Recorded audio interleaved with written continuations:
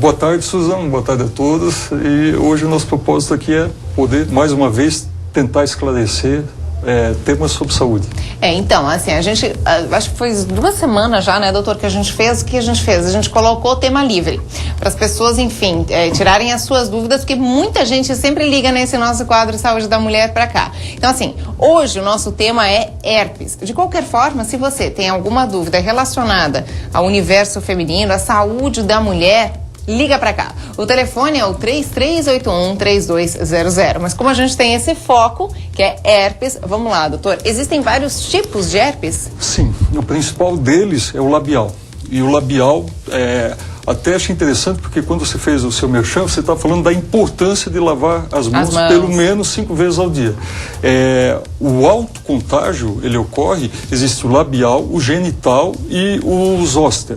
O labial é o mesmo vírus do genital, é a mesma causa. E os sintomas são muito semelhantes, tá? Prurido, coceira, ardência, queimor. E é interessante que a pessoa portadora do herpes saiba que tem, para poder tomar medicamentos adequados para não deixar que a cada crise aumente a quantidade de lesões. Então, e o zoster já é proveniente da catapora. A catapora é uma virose que dá inúmeras lesões pelo corpo. Que normalmente as pessoas têm quando são pequenininhas. Isso. Só que quando ela ocorre abaixo de uma costela, aí é chamado de herpes zoster. Até eu acho que tem umas imagens a gente poderia mostrar. Vamos rodar então as imagens? Para poder ver isso. O herpes, ao contrário de afta, muitas vezes as pessoas acham que seja uma afta. Na verdade, não é. O herpes, ele tem erosão, tá? Ele faz uma saliência aqui mostrando o cuidado que tem que ter na hora de fazer o tratamento, né? Aplicar só sobre aquele local, porque senão a pessoa com o cotonete mesmo, ela pode acabar contaminando outras áreas.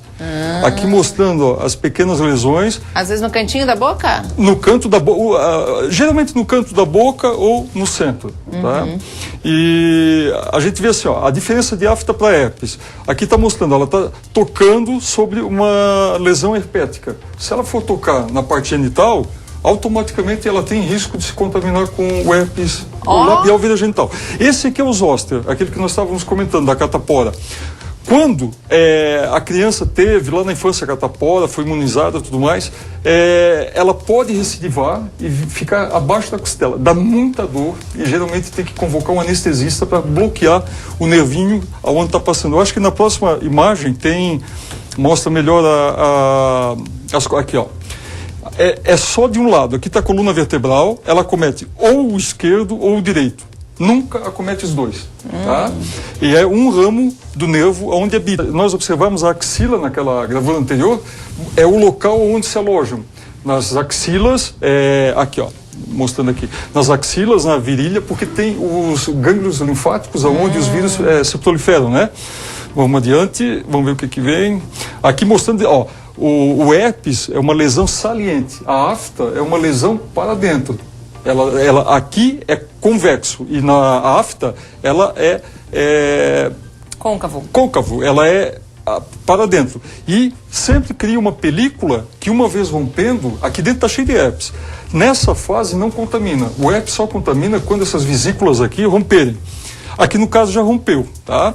Então começou com uma lesão pequena e ele próprio, talvez ao toque, essa pessoa se contaminou e aqui já tem as lesões do herpes.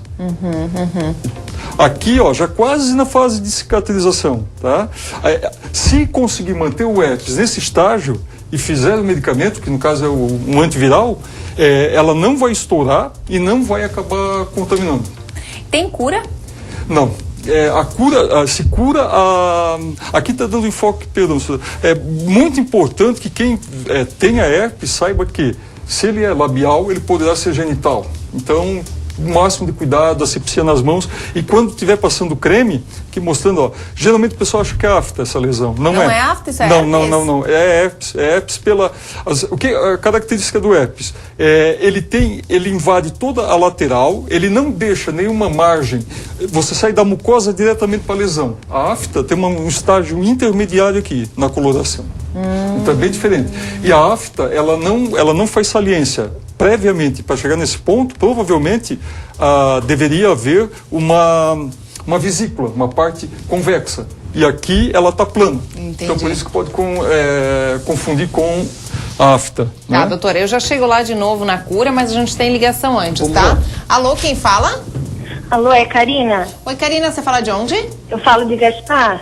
Gaspar, muito obrigada por sua participação. Essa dúvida é qual, Karina? Isso. A minha pergunta é sobre gravidez, é porque da outra vez eu tentei ligar e não consegui falar. É assim, ó, se uma pessoa toma anticoncepcional já há 10 anos, depois quando parar para engravidar, vai ter dificuldade ou pode ser que logo engravide já? Boa pergunta. Karina, obrigado. Boa tarde, Gaspar, né? E não tem nenhuma correlação, porque o anticoncepcional, a partir do momento que ele é tomado, ele não vai atrofiar o útero, os ovários, muito pelo contrário, ele vai até manter os óvulos por mais tempo no ovário. Então, a partir do momento que qualquer mulher deixa de tomá-lo, tanto é que algumas esquecem por um dia e já engravidam no dia seguinte. Por quê? Porque eles esqueceram. Então não guarda a relação de tomar 10 anos, ou um mês, ou um ano. A possibilidade de engravidar é a mesma. É a mesma, não quer dizer que ela tomou um tempão que vai... O que mudaria, talvez a Karina queira saber, o que pode afetar ou causar uma infertilidade, no caso, é o fato, Suzana, de eventualmente a idade. A idade, ela limita. Então, entre 18 e 35 é o período ideal para uma gravidez. A partir de 35 que pode inibir, porque há uma redução natural do número de óvulos. Então, a mulher fica menos fértil. Não é impossível, mas é menos provável. Perfeito, respondida a pergunta da Karina. Só vamos retornar então para aquela outra dúvida com relação ao herpes. O senhor falou que não tem cura, doutor? Não tem cura, porque uma vez tendo herpes, ele se aloja nos gânglios. É o que popularmente o pessoal chama de ímbar. Tem nas axilas, tem na virilha. Ali são vários gânglios agregados que, uma vez contaminados, eles vão fazer barreira para o vírus da herpes. Então, mesmo que seja o tamanho, o que pode mudar numa infecção por herpes é a intensidade e a quantidade. Porque se você combater logo no começo, você finaliza a lesão. E o herpes, ele tem por característica principal a ardência e o queimor. Já começa a dar sinais característicos que a própria pessoa portador vai saber. E eles ficam alojados, incubados nesses gânglios. Quando há uma exposição extrema ao sol, o uso de, enfim, estresse, hábito alimentar não adequado, quando tem uma queda da imunidade, acaba favorecendo o aparecimento do herpes. O sol, em demasia, pela desidratação que ocorre, etc. e tal, acaba criando uma situação propícia para o herpes aparecer. Então, o estresse, o sol, doenças imunossupressoras, câncer na fase terminal, tudo isso pode gerar infecção pelo herpes. Doutora, a gente tem mais uma ligação. Alô, quem fala? É a Carmen aqui da Fortaleza, Tribé. Oi, Carmen, seja bem-vinda. Qual a sua dúvida? Eu tenho... saiu atrás nas costas, igual aquela foto do rapaz, mas um pouquinho mais abaixo ali onde a gente movimenta o braço, aquela, vamos dizer assim, aquela paletinha ali, sabe? Mas ela não tá arrebentada assim ainda não. Ela me dá muito, assim, aquela ardume, assim, até, assim, aquelas pontadas, parece agulhadas, e eu já fui na médica, ele falou que no início era o herpes, e foi por Páscoa, na semana da Semana Santa, e ganhei medicação tomada.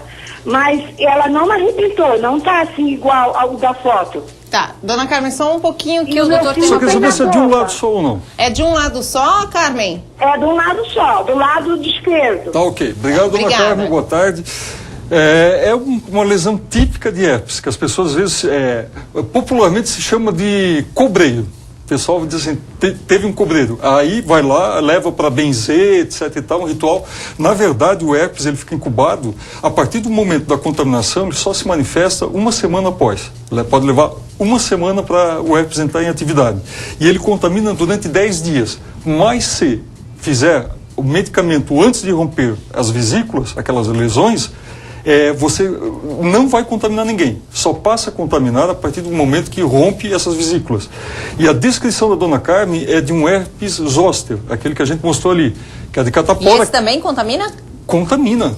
É o mesmo sistema, são vesículas, né? São pequenas regiões onde tem uma grande quantidade de vírus herpético. Então, aí a dona Carmen falou, na ardência, no queimor, tudo isso aí pode comprometer.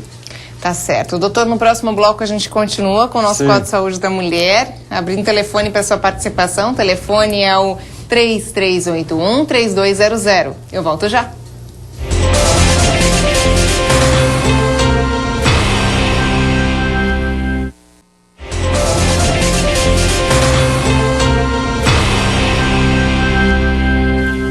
Estamos de volta com o nosso quadro Saúde da Mulher, aqui com o Dr. Belarmino José da Silva. Doutor, a gente estava falando ali no bloco anterior sobre a herpes.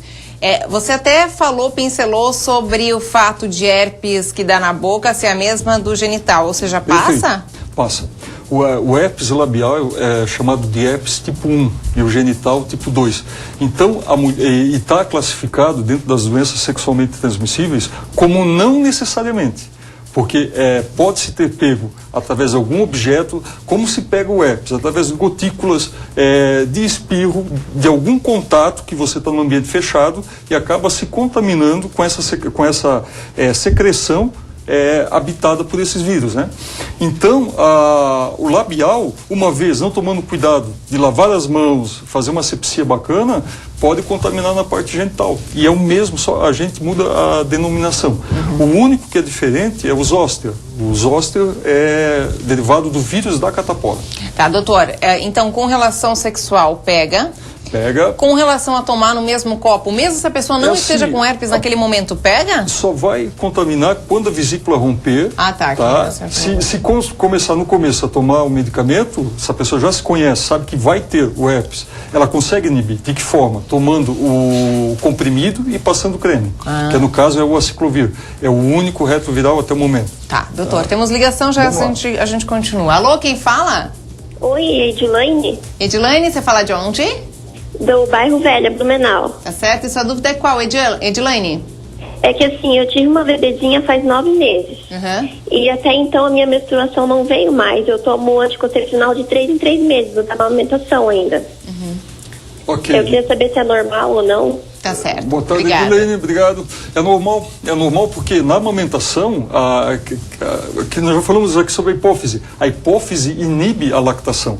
Então só vai voltar a menstruar, Edilene, após parar de amamentar. Tá. Dentro da normalidade. Terminou, tudo certo, tudo volta. Certo. Ok, doutor, a gente também estava comentando aqui no intervalo, que é legal a gente colocar diante do pessoal de casa, que a mulher que tem herpes, não importa o tipo, não pode ter um parto normal, teria que ser cesariana. No caso, o tipo 2. O labial não. Só se for o genital. Por quê?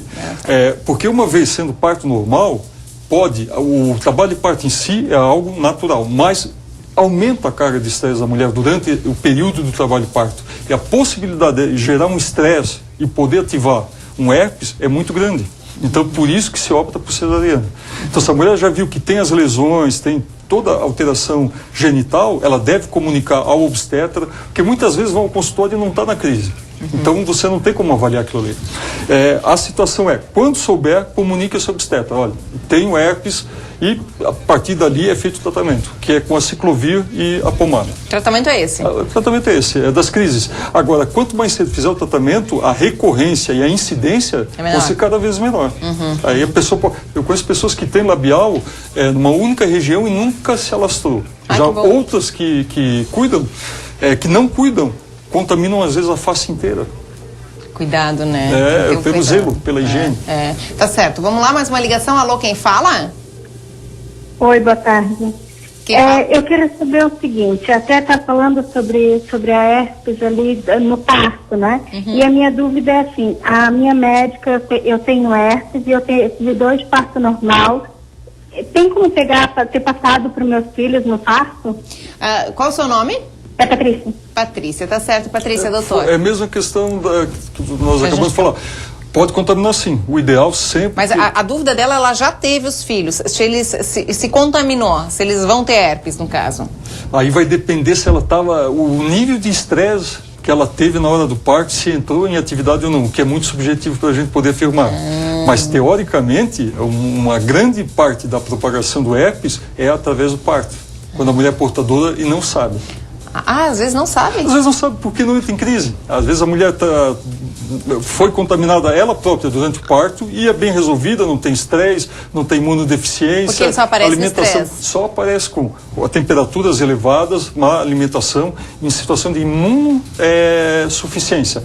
A imunidade não está suficiente para poder combater o vírus. E isso num exame de sangue, enfim, é possível detectar? É possível detectar a ação do herpes e reconhecê-lo, mas eliminá-lo não, porque depois da crise é onde vai o herpes, volta para aqueles gânglios, seja da axila, seja da virilha, e ele incuba e vai permanecer por um tempo até ser ativado Mas novamente. não necessariamente, doutor, quem tem íngua na axila ou na virilha que vai ter herpes. Nem toda íngua é herpes. Colocação excelente. Não necessariamente. Havendo a manifestação de vesículas, de lesões labial ou genital, ou na parte inferior da costela, com ardência, queimou, baixa imunidade, aí sim a gente pode pensar em herpes. Caso contrário, não. Tá certo, doutor. Muito obrigada pela participação sempre aqui no nosso programa. Daqui a 15 dias estamos de volta com o quadro Saúde da Mulher, sempre abrindo o telefone para sua participação aqui conosco no nosso programa. Se você tem alguma dúvida e já quer esclarecer na outra semana que a gente tiver o quadro, já mande o seu e-mail, então, para ver mais bnu@enriquecc.com.br. Doutor, obrigado, tá? Obrigado. Pela participação.